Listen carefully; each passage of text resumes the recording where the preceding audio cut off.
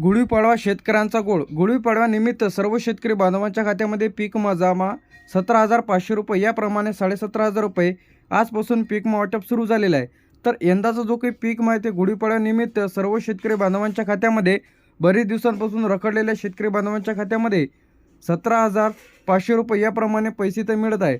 प्रधानमंत्री फसल विमा योजना 2025-26. तर आताची घडीची सर्वात मोठी अपडेट म्हणजे पीक वाटपास सुरुवात झालेली आहे.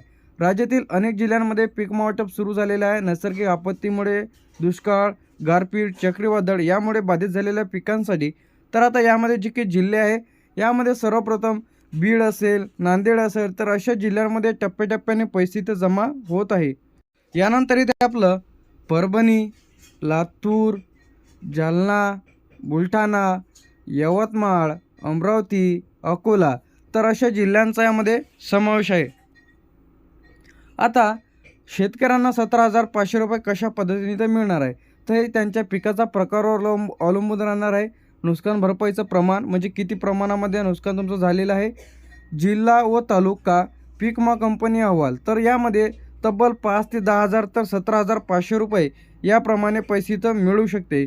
तर आता आधार लिंक नसल्यामुळे बऱ्याच शेतकऱ्यांना इथं अडचणी जात आहे. म्हणजे कशाची अडचण जात आहे, आधार लिंक नाही त्यामुळे त्यांना पैसे इथं त्यांच्या खात्यामध्ये येत नाही आहे किंवा त्यांचं खातं बंद आहे, KYC पूर्ण नाही, अर्जामध्ये चूक आहे, तर अशांचे पैसे इथं थांबलेले आहेत. तर लगेच तुम्ही चेक करा.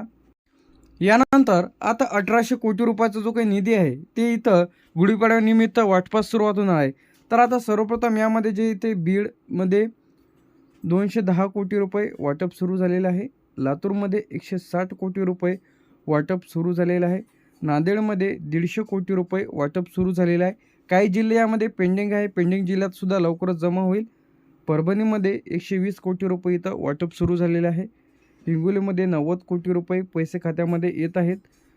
त्यानंतर धाराशिवमध्ये 140 कोटी रुपये.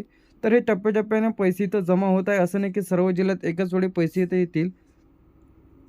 जालन्यामध्ये 110 कोटी रुपये वाटप सुरू झालेलं आहे. बुलढाण्यामध्ये 95 कोटी रुपये वाटप सुरू झालेलं आहे.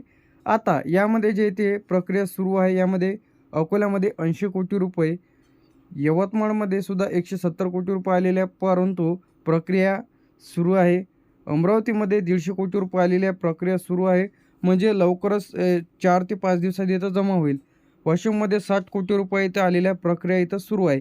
तर आता हे जे काही बाकीचे जिल्हे हे जिल्हे काय पेंडिंग आहे, तर या जिल्ह्यांमध्ये टाईम लागणार आहे. यामध्ये अहमदनगरमध्ये टाईम लागणार आहे, पेंडिंग जिल्हे आहे अहमदनगर, छत्रपती संभाजीनगर, जळगाव, धुळे. तर हे जे काही जिल्हे आहे हे जिल्हे काय पेंडिंग जिल्हे आहे. आपण वरती जे जिल्हे बघितलेले आहेत त्या जिल्ह्यांमध्ये वाटप सुरू झालेलं आहे. यानंतर इथे आपलं नंदुरबारमध्ये सुद्धा पेंडिंग आहे. पुणे, सातारा, सांगली, कोल्हापूर, सोलापूर, नागपूर, भंडारा, गोंदिया. तर हे जे काही जिल्हे आहे हे संपूर्ण जिल्हे इथं पेंडिंग आहे. गोंदिया झाल्याच्या नंतर इथे आपलं चंद्रपूर, गडचिरोली, पालघर, ठाणे, मुंबई शहर, मुंबई उपनगर, रायगड, रत्नागिरी, सिंधुदुर्ग तर अशा जिल्ह्यांच्यामध्ये समावेश आहे. हे काही जिल्हे हे जिल्हे पेंडिंग जिल्हे आहेत. तर आता महत्त्वाचे जे काही यामध्ये अपडेट आहे, तर आता पीक विमा टप्प्याटप्प्याने जमा केला जातो. त्याचप्रमाणे सर्व जिल्ह्यात एकाच वेळी पैसे तर मिळत नाही. वेगवेगळ्या जिल्ह्यांमध्ये वेगवेगळ्या जे काही टाईमला इथं पैसे जमा होऊ शकते. शेतकरी बांधवांना इथं 5 ते 17,500 रुपये याप्रमाणे भरपाई मिळू शकते. यानंतर पैसे आले नाही तर तुम्हाला काय करायचं, सर्वमध्ये बँकमध्ये जाऊन तुम्ही खातं तपासायचं आहे की तुमच्या खात्यामध्ये पैसे आले का, किंवा पीक विम्याच्या ऑफिशियल पेजवरती यायचं आहे. काय यायचं आहे, पीक विम्याच्या ऑफिशियल पेजवरती यायचं आहे. पीक विमा टाका, तिथं बेनिफिशरी स्टेटसवरती क्लिक करून चेक करू शकता. आधार लिंक तपासा, KYC केल्या का तपासा, पीक विमा प्रतिनिधीला कॉल करा. त्याचप्रमाणे तुम्हाला एक हेल्पलाईन नंबर देतो 14447 तर 14447. तर या हेल्पलाईन नंबरला कॉल करून सुद्धा तुम्ही अधिक माहिती मिळवू शकता. तर आता पीक विमा प्रतिनिधीकडे तुम्हाला तक्रारी तर करायची, ज्यांना कोणाला पीक विम्याचे पैसे आले नसतील अशांनी. आता पुढील टप्प्यात आणखी जिल्ह्यांमध्ये पैसे तर येणार आहे. तर आता सरकारची मोठी घोषणा, तर आता शेतकरी बांधवांना किती रक्कम मिळू शकते, तर यामध्ये काही शेतकऱ्यांना इथं 4,000, काही शेतकऱ्यांना 8,000 हे त्यांच्या पिकाच्या प्रकारावर त्यांनी झालेलं त्यांचं नुकसान यावर अवलंबून राहणार आहे. कोणत्या शेतकऱ्यांना 12,000, कोणत्या शेतकऱ्यांना 17,500 रुपये याप्रमाणे पैसे तर येतील. तर ही रक्कम किती क्षेत्रात पीक होते कोणते पीक होते, किती नुकसान झाले, पीक विमा कंपनी अहवाल यावरती अवलंबून तुमची भरपाई तर राहणार आहे. तर आधार लिंक नसल्यामुळे जे बरेच जणांना अडचणी येत आहेत की खरीप असेल, रब्बी असेल, अग्रिम पीक विमा अधिक शेतकऱ्यांना मिळालेला नाही, खाते बंद आहे, KYC नाही, अर्जात चूक आहे. तर तुम्हाला हा जो हेल्पलाईन नंबर दिलेला आहे आपण 144447, तर या हेल्पलाईन नंबरला तुम्ही कॉल करा आणि तुम्ही तुमची तक्रार दाखल करायची. तर आता लेखी अर्ज तुम्हाला देतो. लेखी अर्ज कशा पद्धतीने ते द्यायचा आहे. लेखी अर्जासोबत तुम्हाला आधार कार्ड, बँक पासबुकची झेरॉक्स, पीक विमाची पावती, 7/12/8 इत्यादी डॉक्युमेंट्स त्यासोबत जोडून तुम्हाला पीक विमा प्रतिनिधी जे की तुमच्या तालुक्याच्या ठिकाणी राहते, पीक विम्याचं ऑफिस तिथे नेऊन तुम्हाला द्यायचे आहे. तर हा अर्जाचा नमुना आहे आपल्याकडे आलेला आहे. तर यामध्ये तालुका लिहायचा, तुमचा जिल्हा, पीक विमा प्रतिनिधी, पीक विमा कंपनी अधिकारी, जी के असेल XYZ. तर अशा प्रकारचा तुम्हाला अर्ज इथं लिहायचा आहे. तर तुम्ही याचा स्क्रीनशॉट काढून घ्या.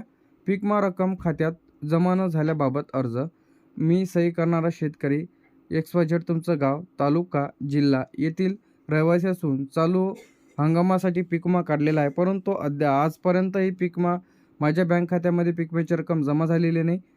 माझ्या अर्जाची तपासणी करून लवकरात लवकर पीक विमा जमा जी काही रक्कम आहे ते खात्यामध्ये जमा करण्यात यावी, ही नम्र विनंती. अशा प्रकारचं तुम्ही याचा स्क्रीनशॉट काढून घ्या. यानंतर तुमचं नाव लिहा, आधार क्रमांक, मोबाईल नंबर, बँक खाते क्रमांक व्यवस्थित टाकायचं आहे, पिकाचे नाव, कोणकोणते पीक होते ते, त्यानंतर गावाचे नाव लिहायचं आहे, तुमचा तालुका, त्यानंतर दिनांक आणि सिग्नेचर करून हा जो अर्ज आहे ते तुम्हाला पीक विमा पीक विमा कंपनीकडे द्यायचा आहे. तुमच्या तालुक्याच्या ठिकाणी राहते, त्यासोबत आधार कार्ड, बँकेचं पासबुक, 7/12/8 आणि पीक विमा फॉर्म भरल्याची पावती इत्यादी डॉक्युमेंट्स लावून द्या.